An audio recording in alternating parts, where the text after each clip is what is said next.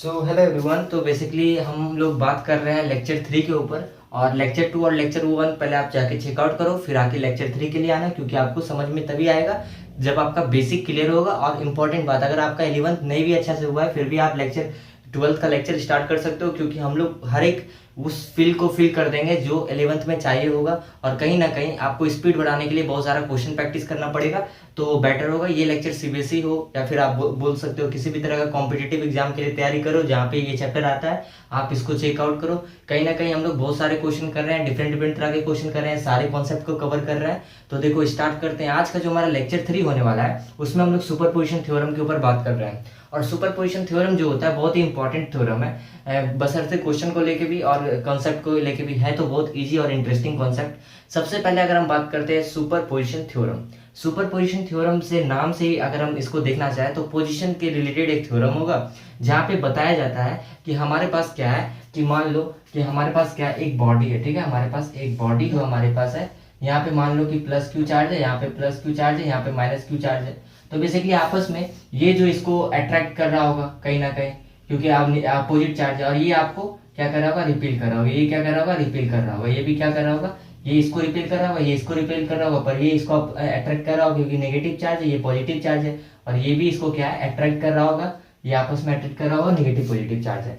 Superposition theorem सीधा सा कहता है कि अगर हम यहाँ पे क्यू चार्ज लेते हैं तो ये आपस में तो अट्रैक्ट कर रहा होगा, इसमें कोई फर्क नहीं आएगा। ये आपस में इसको रिपेल कर रहा होगा, कोई फर्क नहीं आएगा।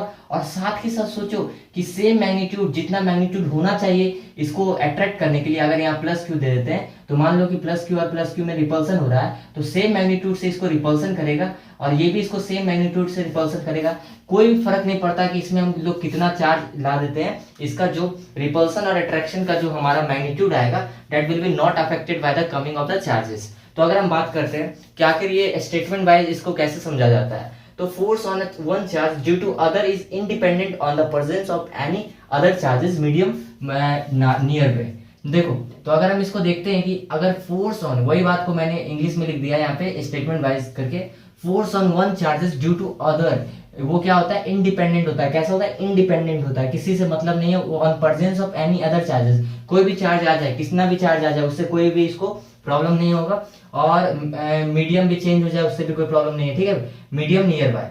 तो बेसिकली अगर हम बात करते हैं कि अगर यही चीज अगर हम वाटर मीडियम में करते तो कहीं ना कहीं मैग्नीट्यूड जो उसको रिपल्सन अट्रैक्शन कर रहा था चार्ज, किसी और चार्ज के आने के कारण से अफेक्ट नहीं होगा। आप सिंपली से एक एग्जांपल से समझो कि आज हमने कॉलेज ज्वाइन किया, ठीक है, और मैंने क्या किया, एक फ्रेंड से मैं फ्रेंडशिप किया, और बेसिकली जो फ्रेंडशिप था उसके साथ जो मेरा बॉन्ड था, और हमने क्या किया, फिर नेक्स्ट डे एक और मेरा फ्रेंडशिप बन हो गया, और फिर दोनों के साथ हम क्या कर रहे हैं, 6 आवर्स ही टाइम्स व्यतीत कर रहे हैं, उसके साथ भी 6 आवर्स टाइम स्पेंड कर रहे हैं, और इक्वली हम लोग के बीच में बॉन्डेड है। तो यही सुपरपोजिशन थ्योरम है कि एक और दोस्त के आने से हमारा क्या है, इस दोस्त के साथ क्या है, ना टाइम घटा ना अफेक्शन घटा, जिसको हम लोग बॉन्डिंग बोल रहे हैं, ठीक है। तो किसी भी तरह का हम लोग का बीच में कुछ नहीं आया। तो यही सुपरपोजिशन थ्योरम बताता है कि किसी दूसरे चार्ज के आने की वजह से किसी और चार्ज के ऊपर कोई अफेक्ट नहीं आता, उसके मैग्नीट्यूड पे जितना वो आपस में अट्रैक्शन और रिपल्सन कर रहा था वो उतना ही करेगा। फिर हमारे पास आता है कि नेट फोर्स क्या है। Net force on any charges, basically charge is vector sum. इसमें क्या होता है, वेक्टर सम होता है, sum of all individual forces acting over that charges. तो या अगर हम बात करते हैं नेट फोर्स अगर यहाँ पे निकाला जाए, जैसे कि देखो हमारे पास ये बॉडी है, ठीक है, हमारे पास ये बॉडी है, और ये बॉडी हमारे पास है। देखो इसको हम लोग अच्छे से बनाते हैं, जैसे कि हमारे पास ये एक बॉडी था, और ये यहाँ पे बॉडी Q1 चार्ज है, इस पॉइंट पे Q1 चार्ज है, और इस पॉइंट पे Q2 चार्ज है, ठीक है। इस पॉइंट पे Q1 चार्ज है, इस पॉइंट पे Q2 चार्ज है, और इस पॉइंट पे Q3 चार्ज है, और ये पॉइंट पे Q4 चार्ज है, ठीक है, Q4 चार्ज है। अब कहीं ना कहीं देख पा रहे हो कि ये क्या है, Q3 चार्ज इसको क्या करेगा कि आपस में पॉजिटिव चार्ज है, तो इसको क्या करेगा, रिपल्सन कर रहा है। कौन सा फोर्स है, फोर्स ऑन 1 ड्यू टू 3। अब देखो ये क्या करेगा, इसको भी रिपल्सन करेगा। तो हम यहाँ पे लिख सकते हैं ना, फोर्स ऑन 1 ड्यू टू 4। अब देखो Q2 चार्ज भी आपस में क्या करेगा, Q1 को उतना से रिपल्सन करेगा जितना से वो कर रहा था। फोर्स ऑन 1 ड्यू टू 2, ठीक है। तो कहीं ना कहीं आप देख सकते हो कि अगर हमको इसका नेट निकालना होगा, फोर्स एक्ट ऑन नेट, तो यहाँ पे कैसे निकलेगा, फोर्स ऑन 1 2, इसको वेक्टर सम कर दो, फोर्स ऑन 1 2 हो गया, उसके बाद फोर्स ऑन ये कितना, फोर्स ऑन 1 3, मतलब जिसको हम इसी को ले रहे हैं ना, फोर्स ऑन 1 3 और फोर्स ऑन 1 4। तो ये हमारा क्या है, वेक्टर सम हो जाता है इस केस में, चार्ज के केस में। अब देखो, अब हमारे पास क्या है, जैसे कि हमारे पास ये Q1 चार्ज था, Q2 चार्ज था, Q3 चार्ज लाए या Q4 चार्ज लाए, और यहाँ पे देख सकते हो कि Q1 चार्ज की वजह से फोर्स लग रहा है on two due to Q1 charge, और ये हमारा क्या है, इधर लगा रहा है, कहीं ना कहीं सेम चार्ज है तो इधर इधर लगा रहा है, और ये Q2 भी क्या है, Q1 की तरफ लगा रहा है, तो यहाँ पे लिखा हुआ है फोर्स ऑन 1 ड्यू टू 2।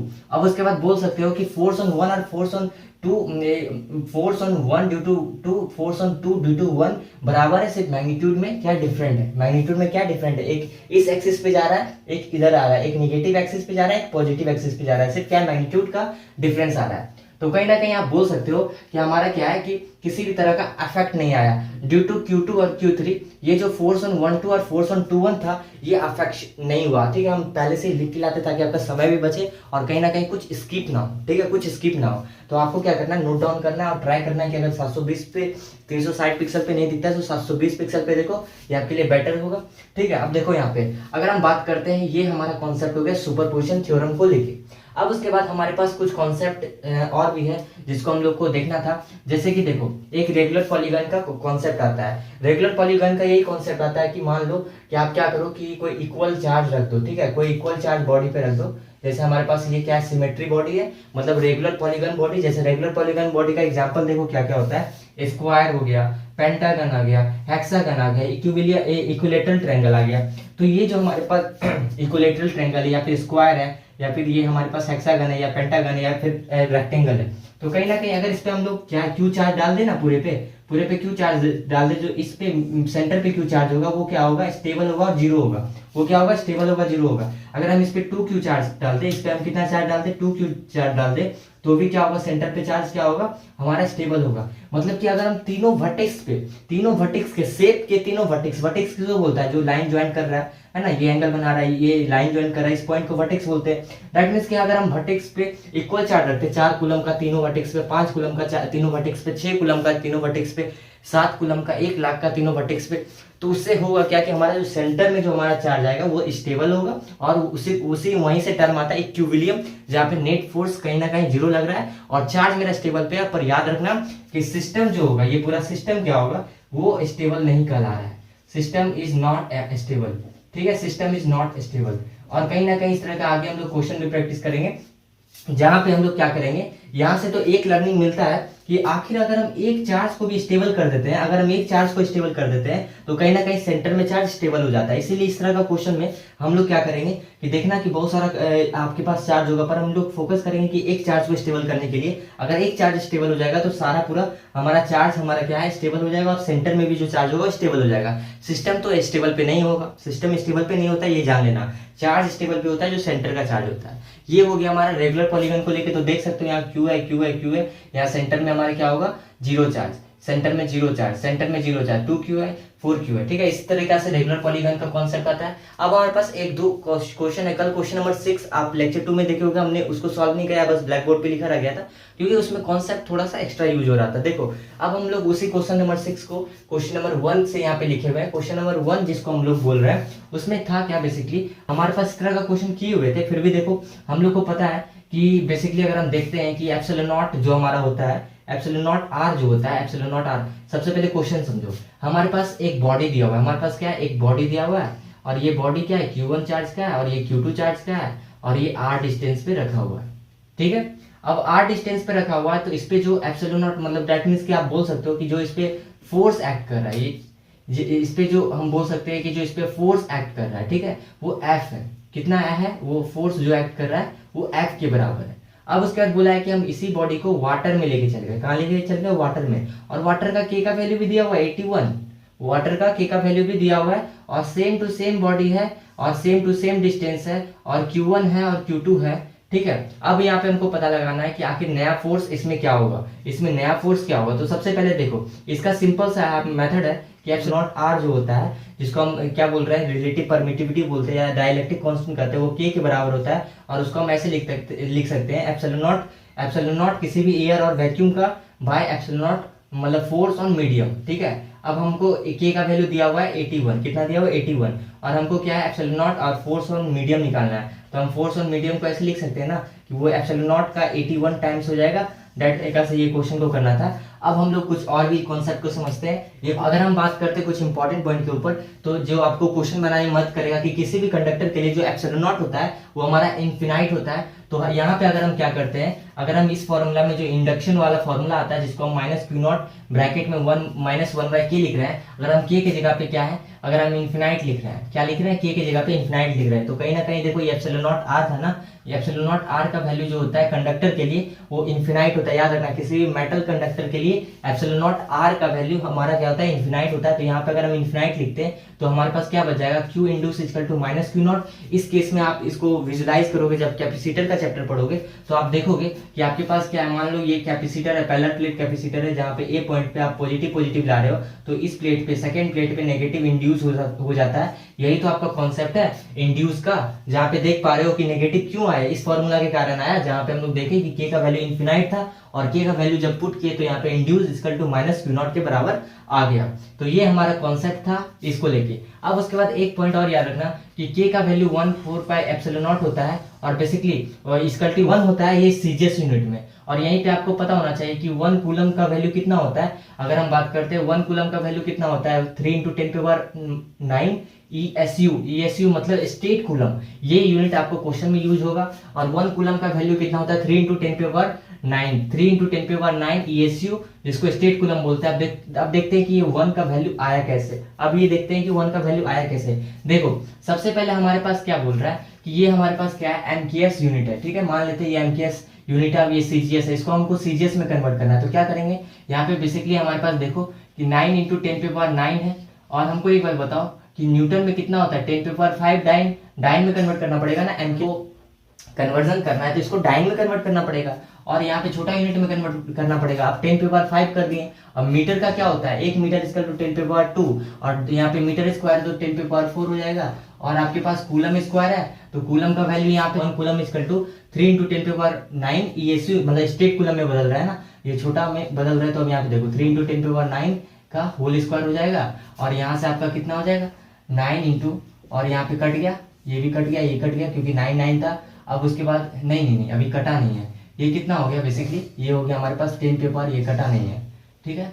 ये हमारा लगभग कितना हो गया 9×5, ये हो गया लगभग 18, ठीक है। और ये कितना हो गया हमारे पास, ये हो गया 9 × 18। तो आप देख सकते हो ये कट के कितना आ गया, 1 का वैल्यू आ गया, ये कितना आ गया 1 का वैल्यू आ गया। तो इसीलिए हम बोलते हैं कि 1 कूलम जो स्टेट कूलम का वैल्यू होता है वो हमारा ESU में 3 × 10⁹ होता है। और हमको के का वैल्यू पता है 1/4 पाई एप्सिलॉन नॉट, और ये 1 भी होता है सीजीएस के यूनिट में। किसके यूनिट में, सीजीएस के यूनिट में। ये ESU हमारा जो है 1 कूलम इसका जो 3 × 10⁹ ESU होता है। आपको ये डेटा याद होना चाहिए। अब हम लोग और भी क्वेश्चन को देखते हैं, और भी कॉन्सेप्ट को देखते हैं। आप इसका स्क्रीनशॉट ले लो।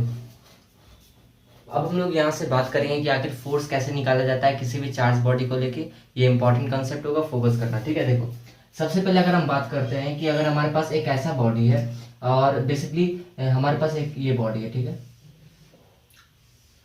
ये बॉडी अगर मैंने क्यू चार्ज दे दिया, क्यू चार्ज दे दिया, क्यू चार्ज दे दिया, क्यू चार्ज दे दिया, आपको पता है कि ये बॉडी पे क्या है आपका इक्वल चार्ज है। इक्वल चार्ज इसका मतलब सेंटर पे कितना भी चार्ज आ जाए, -2Q आ जाए, Q आ जाए, या फिर 3Q आ जाए, या 4Q आ जाए, या कितना भी चार्ज आ जाए, सब पे जो नेट फोर्स कितना होगा। अगर हम बात करते हैं इस तरह का बॉडी का नेट फोर्स 0 होता है।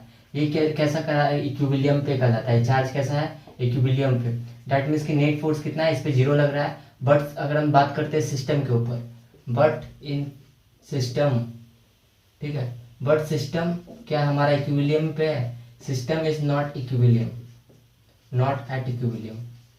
चार्ज क्या इक्विलिब्रियम पे है, ये आपको पता होना चाहिए कि हम ये नहीं बोल सकते हैं कि चार्ज इक्विलिब्रियम पे है तो सिस्टम इक्विलिब्रियम पे है। सिस्टम इक्विलिब्रियम करने के लिए हमको क्या है, किसी एक पॉइंट के चार्ज को हमको क्या करना पड़ेगा, इक्विलिब्रियम पे लाना पड़ेगा, तब जाके क्या होगा हमारा सिस्टम इक्विलिब्रियम पे आएगा। तो बेसिकली इस तरह का कॉन्सेप्ट के लिए हम लोग रेगुलर बॉडी के लिए हम लोग को पता है कि किसी भी वर्टेक्स पे, अगर पूरे वर्टेक्स पे जो शेप है रेगुलर पॉलीगॉन का, किसी भी वर्टेक्स पे पूरे इक्वल चार्ज होंगे तो वहां पे आपका क्या होगा, सेंटर पे जो नेट फोर्स लग रहा होगा चार्ज के ऊपर, अगर यहाँ पे सेंटर पे कोई भी चार्ज पड़ जाए तो 2Q हो, 3Q हो या 4Q हो, तो उस केस में आपका उसके ऊपर नेट फोर्स 0 लगता है। अब हमारे पास एक क्वेश्चन है जिसके थ्रू से हम लोग फोर्स निकालने के लिए समझते हैं। निकालने से पहले हम लोग कुछ रूल सीखते हैं। नेट फोर्स निकालने का मतलब है, अगर हम वेक्टर आपने पढ़ा होगा तो आपको पता है कि वेक्टर के लिए हम लोग चीजों को समझने के लिए वेक्टर को एक्स एक्सिस, वाई एक्सिस और जेड एक्सिस, एक्स एक्सिस आपका किधर हो गया, इस साइड, वाई एक्सिस आपका इधर हो गया, जेड एक्सिस आपका यहाँ से निकल रहा है जो आपका क्या है आपकी तरफ आ रहा है, एक्स एक्सिस, वाई एक्सिस और जेड एक्सिस।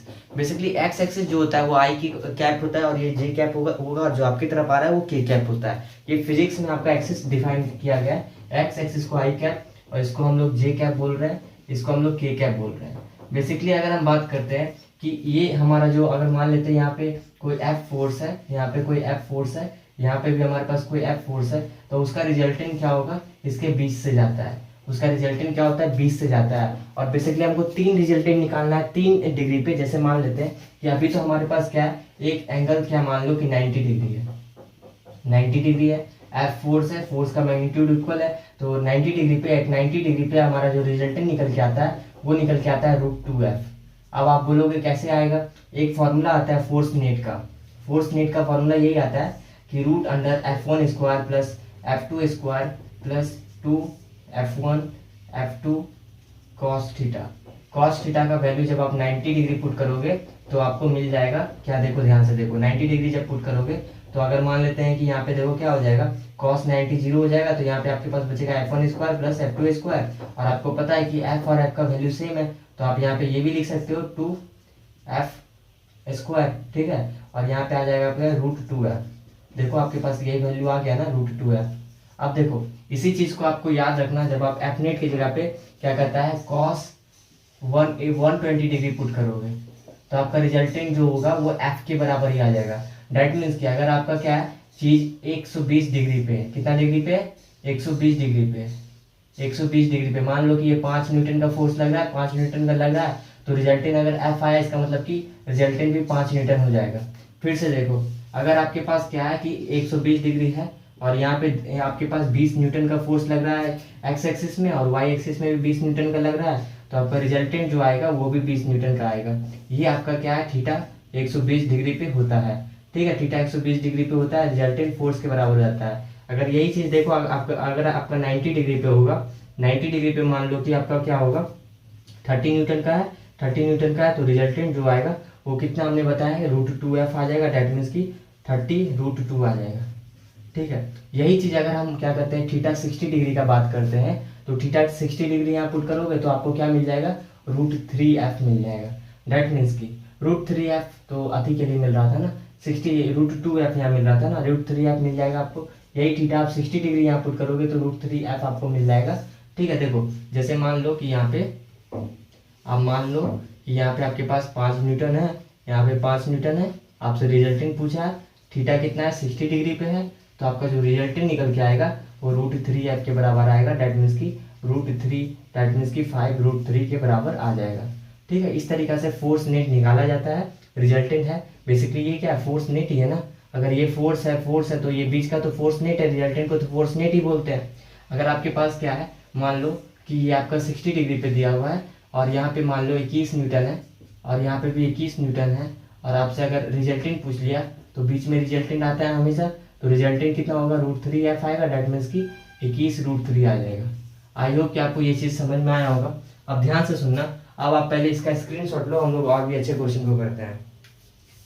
रेगुलर पॉलीगन के कॉन्सेप्ट को और अच्छा से पक्का से समझते हैं। देखो रेगुलर पॉलीगन के कॉन्सेप्ट के और भी कुछ अच्छे न्यूमेरिकल प्रैक्टिस कर लेते हैं ताकि आपका गलत ना हो। जैसे मान लेते हैं आपके पास ये बॉडी है, ठीक है, आपके पास ये बॉडी है, यहाँ पे 2q चार्ज है, यहाँ पे 2q चार्ज है, यहाँ पे 2q चार्ज है, यहाँ पे 2q चार्ज है, और यहाँ पे भी 2q चार्ज है, यहाँ पे भी 2q चार्ज है, ठीक है। अब यहाँ पे जब 2q चार्ज है तो मान लेते हैं कि यहाँ पे हम क्या रख देते हैं 5q, क्या रख देते हैं 5q, तो ये 2q यहाँ पे क्या करेगा, कहीं ना कहीं आपस में 5q यहाँ पे इसके कारण रिपल्सन दिखाएगा, क्या दिखाएगा, रिपल्सन दिखाएगा। और ये भी क्या है, इसी डायरेक्शन में रिपल्सन दिखाएगा, इस डायरेक्शन में रिपल्सन दिखाएगा, और जब इस डायरेक्शन में रिपल्सन दिखाएगा तो ये दोनों 2q है तो ये दोनों कट जाएगा। उसी तरीका से देखो ये इसके लिए क्या है, रिपल्सन दिखाएगा इधर से, तो ये r डिस्टेंस है ना यहाँ से यहाँ तक, और ये भी हमारा क्या है, इसके लिए यहाँ से रिपल्सन दिखाएगा, तो ये भी कट जाएगा। और उसी तरीका से यहाँ से भी रिपल्सन दिखाएगा 2q इक्वल मैग्नीट्यूड का, तो ये भी कट जाएगा। तो कट के आपका क्या हो जाएगा, कहीं ना कहीं नेट फोर्स जो यहाँ पे आएगा, नेट फोर्स जो आएगा यहाँ पे वो कितना हो जाएगा, 0 हो जाएगा। कितना हो जाएगा, 0 हो जाएगा। अब उसी तरीका से देखो एक हमारे पास ट्रायंगल है, और ट्रायंगल में अगर हम बात करते हैं यहाँ पे Q है और Q है, यहाँ पे 3Q है, ठीक है। अब इस 3Q पे नेट फोर्स कितना हो जाएगा, ध्यान से देखो। अगर हम बात करते हैं ट्रायंगल पे, तो सबसे पहले ये Q क्या करेगा, 3Q को रिपेल करेगा, क्योंकि कहीं ना कहीं सेम चार्ज है तो रिपल्सन होगा। ठीक है। अब उसके बाद देखो, कहीं ना कहीं देखो हमारे पास ये इसको भी रिपेल करेगा, इसको भी रिपेल करेगा, और ये इसको भी रिपेल करेगा। तो कुछ इस तरह का हमारे पास कंडीशन बन रहा है, ये कुछ इस तरह का हमारे पास कंडीशन बन रहा है। ठीक है, सिर्फ ये आएगा ना, कुछ इस तरह का हमारे पास कंडीशन बन रहा है। एक इसका रिपल्सन आ रहा है, तो कहीं ना कहीं आप देख सकते हो कि आपके पास कितना है, F फोर्स से अगर कर रहा होगा तो कहीं ना कहीं इक्वल मैग्नीट्यूड है, क्यू है, तो सब F फोर्स से कर रहा होगा, ये भी F फोर्स से कर रहा होगा, ये भी F फोर्स से, ये भी F फोर्स से। अब आप देखो ये कि यहाँ पे आपका कितना है, ये 60 डिग्री पूरा होता है, तो ये 30 डिग्री है, क्योंकि बाइसेक्टर है। यहाँ पे भी 30 डिग्री है, तो अगर हम बात करते हैं ये कितना है, 90 डिग्री, आप सबको पता है, तो ये कितना होगा, 60 होगा। ये 60 है तो ये भी 60 होगा, वर्टिकल अपोजिट एंगल से ये भी 60 होगा। तो हम यहाँ बोल सकते हैं कि ये 120 डिग्री है। ठीक है, 120 डिग्री है।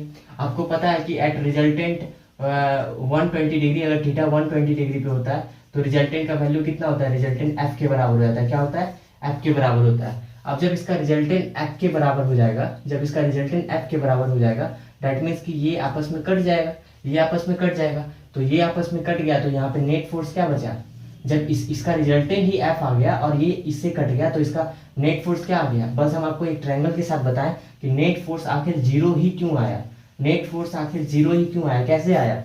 तो यहाँ पे मैंने ये फील दिलाया है कि आपको नेट फोर्स कैसे यहाँ पे देखने को मिला, क्योंकि यहाँ 120, ये दोनों का रिजल्टेंट तो ये है, और ये रिजल्टेंट 120 डिग्री पे आता है, रिजल्टेंट फोर्स के बराबर हो जाता है। तो ये दोनों क्या है, ये आपस में कैंसिल कर दिया। तो इस तरीके से हम समझे कि किसी भी रेगुलर पॉलीगन बॉडी, चाहे ऐसे हो, चाहे ऐसे हो, चाहे हमारे पास क्या है ऐसे हो, ठीक है, ऐसे हो, चाहे हमारे पास क्या है ये कोई भी हो, रेक्टेंगल हो, या फिर कैसा भी रेगुलर पॉलीगन हो, उस पर इक्वल चार्ज हो, चाहे 2Q हो, 2Q हो, 2Q हो, 2Q हो, या 3Q हो, 3Q हो, 3Q हो, अंदर में कोई भी चार्ज हो, तो उसके ऊपर अगर आपसे को नेट फोर्स निकालने के लिए बोला है, तो उस पर क्या हो जाएगा, इक्विलिब्रियम का कॉन्सेप्ट लग जाएगा, उस पर नेट फोर्स क्या होगा, नहीं लग रहा होगा। इसके सेंटर पे जो फोर्स नेट लग रहा होगा वो जीरो लग रहा होगा, चार्ज इक्विलिब्रियम पे होगा, पर सिस्टम चार्ज इक्विलिब्रियम पे होगा, पर system is not in equilibrium.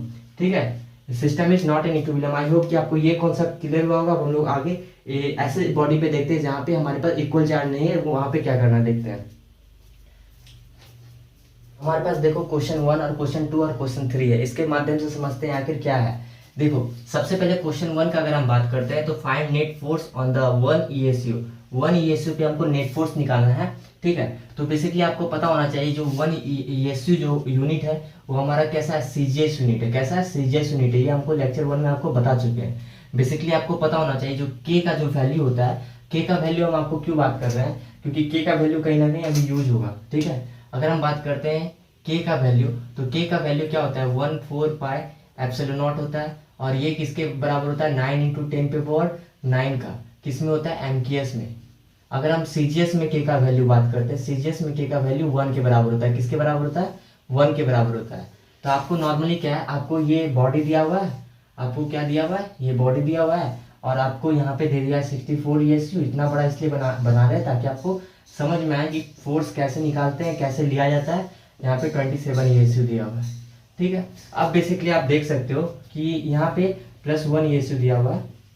और अब देखो बेसिकली +1 ESU हमने क्या बोला, सबसे पहला पॉइंट याद रखना कि +1 ESU के लिए निकालना है, तो इसका हमको नहीं देखना, हमको देखना इस पे कौन कौन सा फोर्स रिपल्सन और अट्रैक्शन लग रहा है। आप देख सकते हो +64 है और +27 ESU है। ESU एक CGS यूनिट है, छोटा यूनिट है। तो सबसे पहला अगर हम आपको ये भी एक्सप्लेन करते हैं K का वैल्यू 1 कैसे हम लोग CGS में लेते हैं, तो देख लो आपको पता है कि जो आपका यूनिट होता है वो क्या होता है। K का अगर हम देखते हैं यहाँ पे यूनिट अगर देखते हैं 9 × 10⁻9, और क्या होता है आपका न्यूटन मीटर स्क्वायर और कूलम स्क्वायर। आपका इस तरह करके हम लोग लिखते हैं ना। अब देखो ये क्या है, फोर्स के लिए होता है, ये किसके लिए होता है, ये आपका फोर्स के लिए होता है, ये आपका रेडियस के लिए r² के लिए होता है, ये आपका चार्ज Q² के लिए होता है। ठीक है, हमको पता है कि फोर्स इक्वल टू क्या होता है, K Q1Q2/r² होता है, इतना हम लोग को पता है। और उसके बाद अगर हम K का निकालते हैं तो यहाँ पे हो जाएगा FR² और यहाँ पे हो जाएगा Q1 Q2। तो आप देख सकते हो कि हम K का वैल्यू कितना होता है, 9 इंटू 10⁻⁹ होता है, और ये फोर्स का होता है न्यूटन, और रेडियस का होता है मीटर स्क्वायर, यहाँ पे चार्ज 2 है तो यहाँ पे कूलम स्क्वायर हो गया। अब यहाँ से देखते हैं कि इसको हम सीजीएस में कन्वर्ट करते हैं, इसमें ये एमकेएस में, अब हम इसको सीजीएस में कन्वर्ट करते हैं। जब हम इसको सीजीएस में कन्वर्ट करेंगे तो ये 9 इंटू 10⁻⁹ का तो वैल्यू सेम रह जाएगा, और न्यूटन में इसका कितना हो जाएगा 10⁵ डाइन हो जाएगा, मीटर में 10⁻² होता है, अगर हम 2 है तो हमारे पास 10⁻4 हो जाएगा। कूलम का था, आपको पता होना चाहिए कि 1 कूलम इक्वल टू होता है 3 इंटू 10⁻⁹ ईसू, ठीक है। अगर हम बात करते हैं कूलम में तो ये 3 इंटू 10⁻⁹ ईएसयू होता है, तो आप इसको सीजीएस में कन्वर्ट कर रहे हो तो कहीं ना कहीं कूलम का वैल्यू भी अगर हम देखते हैं ये ईएसयू में, मतलब कि सीजीएस में, तो इसका वैल्यू कितना होता है 3 इंटू 10⁻⁹ होता है। तो देखो यहाँ पे आप क्या करोगे 3 इंटू 10⁻⁹ का होल स्क्वायर कर दोगे, और यहाँ से आपको देखो वैल्यू आ जाएगा 3 इंटू 10⁻⁹ का होल स्क्वायर कर दोगे, यहाँ पे आपका कितना हो गया 9 इंटू 10⁻18, और यहाँ पे आपका हो जाएगा 9 इंटू 10⁻18। यहाँ से आपका ये कटा और आपका आ गया 1, तो के का वैल्यू कितना आ गया 1 आ गया। कैसे निकाले हम लोग, आप देख सकते हो कि के का वैल्यू कैसे निकाले। सबसे पहले आपको तो पता है ना कि 1 के का वैल्यू क्या होता है, के का वैल्यू होता है 1/4πε0, और 1 होता है सीजीएस में, और 9 इंटू 10⁻⁹ होता है आपका किस में, आपका होता है एमजीएस में। तो बेसिकली यूज तो सबसे ज्यादा यही होता है, पर ईएसयू में अगर दिया हो तो 1 लेना, ईएसयू में दिया हो तो 1 लेना, स्टेट कूलम में दिया हो तो 1 लेना। 1 कूलम क्या होता है 3 इंटू 10⁻⁹ होता है सीजीएस में, ये हमारा क्या है स्टेट कूलम यूनिट है, क्या है ईएसयू का मतलब स्टेट कूलम यूनिट, ठीक है। अब देखो इस क्वेश्चन का अगर हम बात करते हैं तो अगर हमको पता है कि ये 1 ईएसयू है तो 64 ईएसयू के कारण इसके ऊपर रिपल्सन लगेगा, और ये रिपल्सन कितना होगा, के का वैल्यू 1 ले लो, करके दिखाते हैं। कुछ शॉर्टकट लेते हैं, इसको मान लेते हैं कि Q1, इसको मान लेते हैं Q2, इसको मान लेते हैं Q3। अब देखो, अब आप देख सकते हो कि आपके पास K हो गया, और इस Q1 की वजह से Q3 पे लगा है, और रेडियस इसका कितना है 1 मान लेते हैं, कितना होगा 1 हमारा यहाँ पे 3 सेंटीमीटर का होगा, इसमें हमारा 4 सेंटीमीटर का है, ठीक है। तो 3 सेंटीमीटर का कितना हो गया 9 हो गया, और यहाँ पे देखो K का वैल्यू 1 लेंगे, Q1 हमारा कितना है 64 है, और Q3 हमारे पास कितना है 1 ईएसयू है, और यहाँ पे हम लोग क्या इसको 4 ले लो, ठीक है, इसको 4 ले लो, इसको 3 ले लो, 3 सेंटीमीटर। यहाँ पे आपके पास 16 हो गया, 4 का स्क्वायर कर दो, और यहाँ पे लगभग आपका हो गया 64 और हो गया 16, ये कितना 4 बार में कट गया। और उसके बाद देखो अगर हम बात करते हैं कि ये इसके वजह से, मतलब सिर्फ 27 ईएसयू की वजह से, आपको पता है कि जब भी फोर्स लगता है किसी भी बॉडी पे, किसी बॉडी पे फोर्स लगता है, अगर मान लो ये पॉजिटिव बॉडी है प्लस क्यू है, ये प्लस क्यू है, तो इसके ऊपर क्या रिपल्सन जो इस बॉडी के लगेगा, इस साइड स्ट्रेट लाइन में लग रहा है और इस साइड भी स्ट्रेट लाइन में लग रहा है। मान लेते हैं कि दो बॉडी हमारे पास नेगेटिव है, कैसा है प्लस क्यू है माइनस क्यू है, कैसा है प्लस क्यू है माइनस क्यू। इस बॉडी की वजह से इधर अट्रैक्शन जाएगा, ठीक है, इस बॉडी की तरफ से इधर अट्रैक्शन जाएगा, और इस बॉडी की वजह से भी क्या होगा हमारा अट्रैक्शन जाएगा, इस बॉडी की वजह से भी क्या होगा अट्रैक्शन हमारा इसके तरफ जाएगा। तो देख सकते हो कि हम लोग किसी भी चार्ज को ले रहे हैं तो कहीं ना कहीं हमारा क्या स्ट्रेट लाइन में ले रहे हैं, कैसा ले रहे हैं स्ट्रेट लाइन में ले रहे हैं। तो उसी तरीका से हम लोग भी यहाँ से क्या है स्ट्रेट लाइन से अट्रैक्शन को दिखाएंगे, और ये स्ट्रेट लाइन में अट्रैक्शन हमारा यहाँ पे देखने को मिलेगा, तभी तो हम लोग रिजल्टेंट ले पाएंगे। तो यहाँ पे रिजल्टेंट कितना है, के का वैल्यू 1 लेना है, यहाँ पे Q2 कितना है, Q2 27 है, और Q3 कितना है हमारे पास 1 है, और यहाँ पे रेडियस का वैल्यू कितना है यहाँ पे ले लेते हैं तो 9 है, तो 3 का स्क्वायर कर दिए तो 9 हो गया, और यहाँ पे 3 हो गया। तो यहाँ पे आप देख सकते हो कि यहाँ पे जो फोर्स का वैल्यू आया है हमारा F2 आया है, इसको हम F1 मान लेते हैं। यहाँ पे हमारे पास आया है कितना 3, और F1 कितना आया है 4। अब आपको पता है F2 दे दिया है। अब यहाँ पे हम लोग क्या करेंगे रिजल्टेंट निकालेंगे। रिजल्टेंट निकालने के लिए थीटा 90 डिग्री यूज करेंगे। थीटा 90 डिग्री पे रिजल्टेंट होता है हमारा ऐसे √2f। क्या ये रिजल्टेंट यूज होगा, नहीं होगा। क्यों नहीं होगा, क्योंकि 4 न्यूटन 3 न्यूटन डिफरेंट वैल्यू है, मैग्नीट्यूड सेम होगा तो ये फॉर्मूला यूज होगा। अगर नहीं है तो क्या फॉर्मूला लगाएंगे, कौन वाला लगाएंगे F1 square plus F2 square 2F1, फिर उसके बाद F2, उसके बाद cos 90। जब cos 90 करेंगे तो ये वाला तो 0 हो जाएगा, तो हमारे पास बचेगा resultant equal to F1 square plus F2 square. Resultant की जगह पे क्या पुट करो आप, रिजल्टेंट की जगह पे 4 स्क्वायर पुट करो और 3 स्क्वायर पुट करो। यहाँ पे आपके पास आ जाएगा 16, और यहाँ पे आ जाएगा 9, यहाँ पे आपके पास आ जाएगा 25, और निकल के आ जाएगा आपके पास 5 डाइन। तो ये 5 डाइन आया क्योंकि आपका सीजीएस यूनिट है, इसलिए आप 5 डाइन इसका आंसर आया। तो आपका आंसर इसका कितना हो जाएगा 5 डाइन। बहुत अच्छा क्वेश्चन था, आप इसका स्क्रीनशॉट ले लो। अब हम लोग और भी अच्छे क्वेश्चन को देखते हैं। स्क्वायर में, किसी भी स्क्वायर में अगर हम बात करते हैं, आप हमको ये सिंपली बताओ कि ये जो साइड होता है वो कितना होता है, √2a होता है। कितना होता है, अगर हम इस साइड को a ए साइड बोलती हैं, पूरे साइड को ए साइड बोलती हैं, तो √2a होता है ये डायगोनल का साइड। अगर हम बात करते हैं कि इसका हाफ बताओ, इसका हाफ कितना हो जाएगा, √2a/2 हो जाएगा। और ये कट के कितना आ जाएगा, ये कट के आ जाएगा क्योंकि √2 है तो इसको हम ऐसे भी तो लिख सकते हैं ना, √2 इंटू √2, तो ये कट के ऐसे आ गया और हमारा आ गया a/√2। ये कॉन्सेप्ट अब देखो यूज होगा कि a/√2 होता है। अगर हमारे पास ये क्वेश्चन है, हमारे पास क्या है, ये क्वेश्चन है, ठीक है, हमारे पास ये क्वेश्चन है और ये क्वेश्चन में क्या बोला है कि क्यू चार्ज यहाँ पे, क्यू चार्ज यहाँ पे और क्यू चार्ज यहाँ पे, माइनस क्यू चार्ज यहाँ पे। देख सकते हो कि चार्ज का सिमेट्री नहीं है और हमको फोर्स निकालना है इस चार्ज पे, फोर्स नेट निकालना है इस चार्ज पे। तो सबसे पहले देखो ये चार्ज के वजह से इधर ये फोर्स लगेगा, रिपल्सन का फोर्स, इस चार्ज के वजह से इस चार्ज के ऊपर इस इधर रिपल्सन का फोर्स लगेगा, ठीक है। और ये रिपल्सन का फोर्स इक्वल और बराबर है तो आपस में क्या हो जाएगा, कैंसिल हो जाएगा। ये रिपल्सन करेगा इधर और ये रिपल्सन करेगा इधर, और आप ये दोनों का रिपल्सन आपस में बराबर है तो आपस में बराबर होने के कारण कैंसिल हो जाएगा। तो इसके ऊपर ये दोनों का रिपल्सन तो खत्म हो गया। अब देखो ये इसका रिपल्सन हमारा इधर लगेगा, ठीक है, इस चार्ज के ऊपर इधर लगेगा। और आपको पता है कि माइनस क्यू और प्लस क्यू में क्या होता है, अट्रैक्शन होता है। तो कहीं ना कहीं हमारा माइनस क्यू की वजह से इधर अट्रैक्शन भी एक इधर ही लगेगा। क्या लगेगा, अट्रैक्शन में हमारा क्या इधर भी लगेगा। तो एक तो तुम्हारा क्या हो गया, एक तो तुम्हारा क्या हो गया कि ये आपका इधर रिपल्सन करेगा और एक इसको ही क्या करेगा, इसको ही क्या करेगा, ये अट्रैक्ट इधर ही होगा, है ना। ये इसको क्या करेगा, अट्रैक्ट कर रहा है, ये चार्ज इसको क्या कर रहा है, अट्रैक्ट कर रहा है। एक ये इसको रिपेल कर रहा है, रिपेल कर रहा है, ये इसको अट्रैक्ट कर रहा है। तो यहाँ पे देखो दो चार्ज हो गया। और कहीं ना कहीं हम देख पा रहे हैं कि यहाँ पे रेडियस ये कितना है, इसको r ले लेते हैं, इसको r ले लेते हैं। और r का वैल्यू हमको पता है a/√2 होता है। तो हम क्या करेंगे, KQ फोर्स निकालना है ना, तो KQ1 और यहाँ पे KQ/r² लिख देते हैं और ये एक स्मॉल q दे देते हैं। अब यहाँ पे देख सकते हो कि बेसिकली अगर हम इसके लिए लिखे या इसके लिए लिखे, कहीं ना कहीं रेडियस तो यहाँ पे भी r है और यहाँ पे भी आपका r है। तो इस चार्ज की वजह से यहाँ r रेडियस और इस चार्ज की वजह से यहाँ पे भी अट्रैक्शन r के कारण आ रहा होगा, ठीक है। तो कहीं ना कहीं आप देख सकते हो कि यहाँ पे क्या लिख सकते हैं, 2k और यहाँ पे q और यहाँ पे आपका हो गया q/r। r की जगह पे क्या हो जाएगा, a/√2 हो जाएगा। तो यहाँ स्क्वायर हो जाएगा, तो यहाँ पे हो जाएगा आपके पास कितना हो जाएगा, 2kq और यहाँ पे आपके पास हो जाएगा a² और यहाँ पे हो जाएगा 2, ये 2 ऊपर जाएगा तो यहाँ पे आ जाएगा 4kq बाय a² यहाँ पे हो जाएगा, ठीक है। तो आप देख सकते हो कि अगर हम यहाँ पे O पॉइंट दे सकते हैं और यहाँ पे A पॉइंट दे देते हैं तो यहाँ पे जो हमारा डायरेक्शन होगा वो किधर होगा, टुवर्ड्स OA होगा। क्या होगा, टुवर्ड्स OA होगा।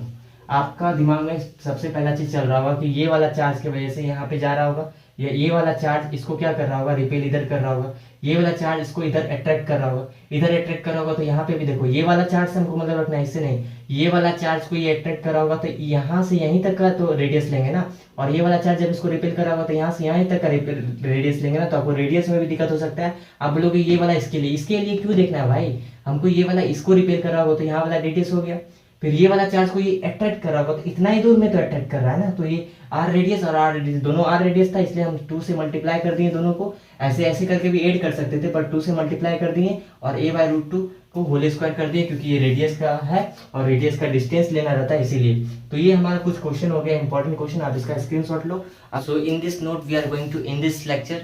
और हम लोग बहुत सारे आज क्वेश्चन को प्रैक्टिस किए हैं कम समय में और बहुत सारे कॉन्सेप्ट को भी फिल करके पढ़े हैं। तो हम लोग नेक्स्ट लेक्चर में मिलते हैं और लेक्चर 3 इक्विलिब्रियम के ऊपर होगा। बहुत इंपॉर्टेंट लेक्चर होगा, कहीं ना कहीं उसका वेटेज नीट में तो 4 से 8 नंबर का होगा और कहीं ना कहीं सारे एग्जाम में उसका वेटेज होता है क्योंकि हम लोग इक्विलिब्रियम से तरह तरह के क्वेश्चन निकालते हैं। आखिर कौन सा चार्ज कितना चार्ज रख दे जिसके कारण पूरा सिस्टम इक्विलिब्रियम पे हो जाए। तो इस तरीका का क्वेश्चन हम लोग करने वाले हैं और बहुत सारे कॉन्सेप्ट अच्छे अच्छे पढ़ेंगे। तो आप क्या करना, लेक्चर 4 को स्किप तो मत करना, लेक्चर 3 आपका ये अपलोड हो जाएगा और लेक्चर 4 के लिए आप रेडी रहना। तो थैंक यू फॉर वॉचिंग, हम लोग मिलते हैं नेक्स्ट लेक्चर में, बाय।